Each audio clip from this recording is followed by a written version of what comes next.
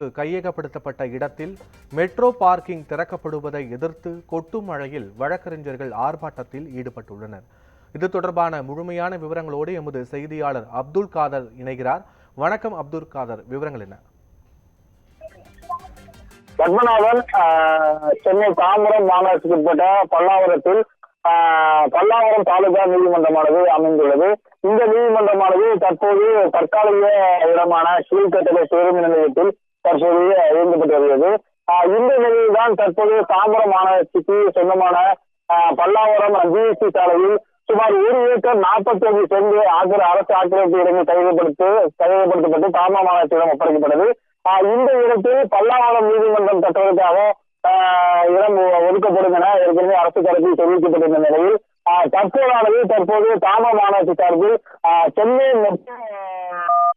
அந்த இடமானது ஒப்படைக்கப்பட்டிருப்பதாகவும் அந்த இடத்தில் தற்போது சென்னை விமான நிலைய மெட்ரோ பார்க்கிங்காக ஒதுக்கப்பட்டு அந்த பணியில் நடைபெற்று வருவதாகவும் நாளைய தினம் மெட்ரோ பார்க்கிங் திறக்கப்பட இருப்பதாகவும் தகவல் வெளியாகியுள்ளது.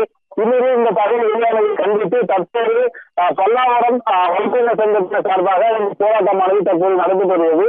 குறிப்பாக தாம்பரம் புத்தகப்பட பகுதியில் தற்போது கனமழை பெய்து வந்தாலும் கொட்டி முறையும் பொருட்படுத்தாமல் வழக்கறிஞர் 50க்கும் மேற்பட்டோர் தற்போது அந்த நாளை திறக்கப்பட உள்ள மெட்ரோ பார்க்கிங்க்கு முன்பாக நின்று அந்த ஆர்ப்பாட்டத்தில் ஈடுபட்டு வருகின்றனர். இந்த மெட்ரோ பார்க்கிங் திறப்பை ரத்து செய்ய வேண்டும், மீண்டும் இதே இடத்தில் பல்லாவரம் அடிக்கல் நாட்டை தொடங்கி பல்லாவரம் நீதிமன்ற கட்டிடத்தில் கட்டப்பட வேண்டும் என்ற கோரிக்கை வலியுறுத்தி தற்போது 50க்கும் மேற்பட்ட வழக்கறிஞர்கள் இந்த கொட்டுமலையிலும் ஆர்ப்பாட்டத்தில் ஈடுபட்டு வருகின்றனர்.